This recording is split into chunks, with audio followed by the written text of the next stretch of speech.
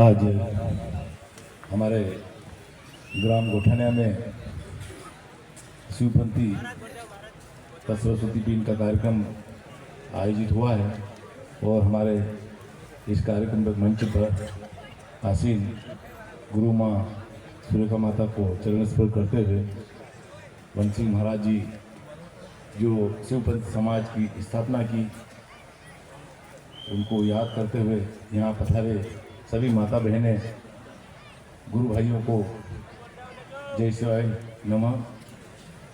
आगे ऐसे तो हम लोग सामाजिक क्षेत्र में काम करते हैं पर मुझे बोलने का अवसर दिया है तो दो बात मैं भी आपसे करना चाहता हूँ।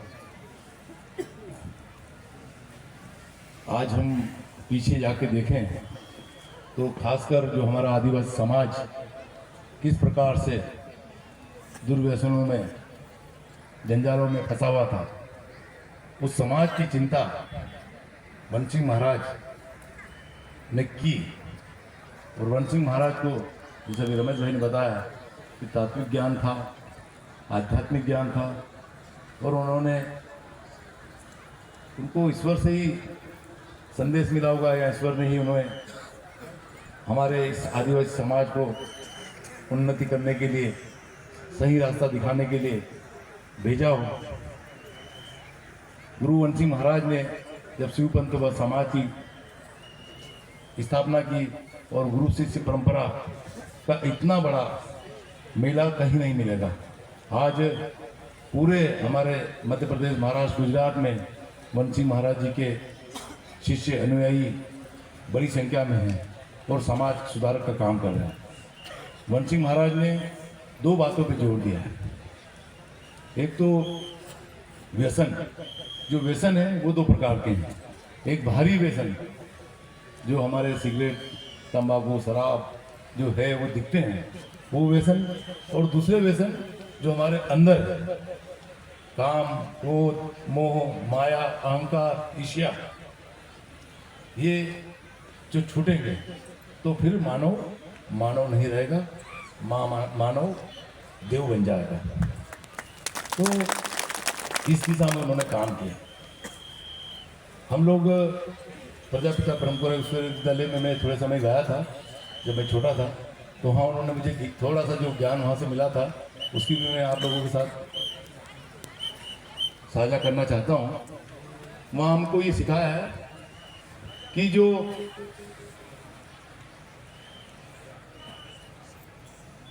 हम लोग बोलते हैं ना कि स्वर्ग, नर्क है, द्वापर, त्रेता, ऐसे चार युग है।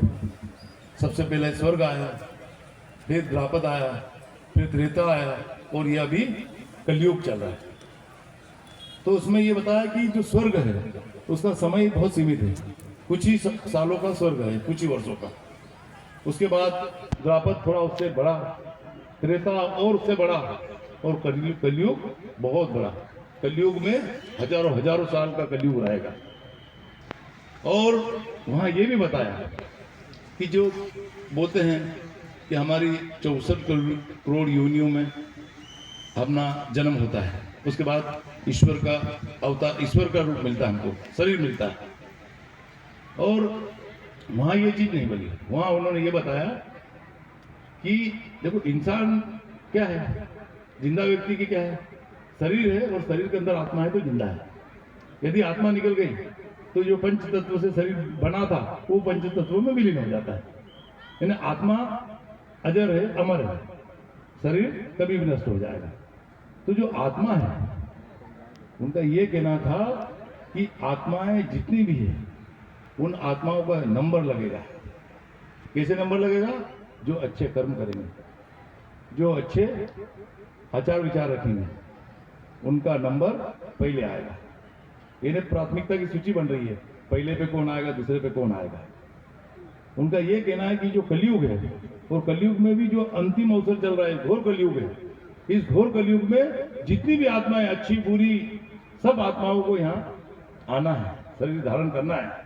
और उनमें से जो अंतिम चल रहा है, ये तो सब जानते हैं कि एक दिन सृष्टि का विनाश होना है, फिर से सृष्टि का पुनर्निर्माण होगा। ब्रह्मा विष्णु महेश, ब्रह्मा भगवान वापस सृष्टि की रचना करेंगे, विष्णु भगवान पालनहार करेंगे और शिव भगवान फिर नरसंहार कर देंगे। तो एक दिन सृष्टि का नाश होना है, सब चले जाएंगे, फिर वापस आएगा नंबर, तो आएगा स्वर्ग। तो स्वर्ग में किनका नंबर लगेगा? जो इस घोर कलयुग की जो आत्माएं हैं, जो अच्छे कर्म कर रही हैं, सत्य काम कर रही है। अब ये जो अंतिम बाबा ने बताया है कि मोह ताको, मोह माया, हम आज मोह माया में हर इंसान पड़ा है। मोह माया इतना आसान नहीं है। ये सब मोह माया और जितनी भी है ना, काम क्रोध अहंकार ईर्ष्या द्वेष, ये इस पे नियंत्रण चाहिए, इंद्रियों का नियंत्रण चाहिए। कठोर रूप से अपने को ध्यान केंद्रित करने की जरूरत है, तब हम इसको कंट्रोल कर पाएंगे। आज एक भी व्यक्ति ऐसा नहीं है जो इन चीजों पे नियंत्रण कर पा रहा है। किसी को बच्चों से मोह माया है, किसी को धन से मोह माया है, किसी को दूसरे से अहंकार, मैं इससे बड़ा, ये मेरे से छोटा, कोई को ईर्ष्या, ये बड़ा हो गया मैं छोटा हूँ। ये सब चीजें पे नियंत्रण हर व्यक्ति मानव का बस की बात नहीं है। इन पे ही नियंत्रण करने का अंतिम बाबा ने कहा। और जो बाहर का अपना व्यसन है, शराब पीना, सिगरेट पीना और जो काम को दूसरों से लड़ाई झगड़े करना, ये सब जो है इस पे भी नियंत्रण करना पड़ेगा। और ये समाज में जो भारी व्यसन है, ये आप नष्ट कर दोगे, ये छोड़ दोगे, तो आपके समाज में इज्जत बढ़ जाएगी। समाज आपको अच्छे से मान प्रतिष्ठा से देखेगा। और अंदर के अहंकार तो कोई नहीं देख पाएगा। अंदर के अहंकार तो खुद ही जानता है कि मैं कितना नियंत्रण कर पा रहा हूँ।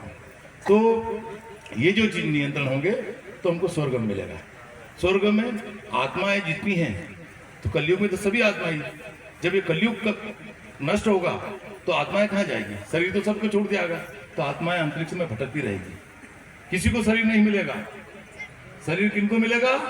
जो सबसे अच्छे कर्म करे, क्योंकि स्वर्ग में तो लिमिटेड है, स्वर्ग में तो स्थान सीमित है। तो उन स्थान का मतलब स्वर्ग का भोग कौन कर पाएगा? जो इस कलयुग में, घोर कलयुग में अच्छे सत्कर्म करेगा, उसको वहां प्रवेश मिलेगा।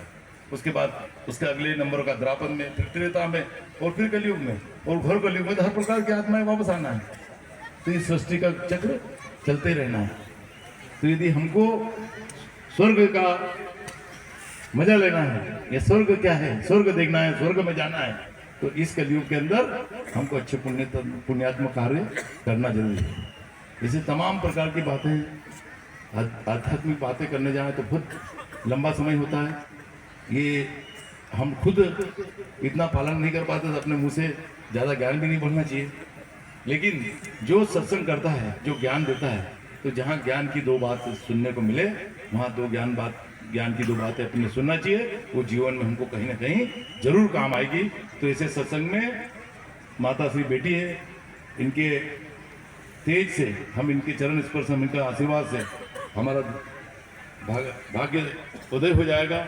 और जो हमारे यहाँ संत जन आएंगे और जो संत हमको वाणी से हमको बताएंगे, हम उनका पालन करेंगे, तो हमारा जीवन तर जाएगा। ऐसी तमाम प्रकार की बातें हैं। फिर भी मैं ज़्यादा ना बोलते हुए मुझे यहाँ बुलाया, बोलने का मौका दिया और आप सब लोगों ने मेरी बात ध्यान से सुनी, इसके लिए आपका बहुत बहुत धन्यवाद। आप सबको फिर से जय शिवाय नमः। गुरुवंश सिंह महाराज की जय। धन्यवाद विधायक महोदय। इसके बाद हमारे बीच में लक्ष्मण चौहान जी आए हैं, वो अपना 2 शब्द रखेंगे।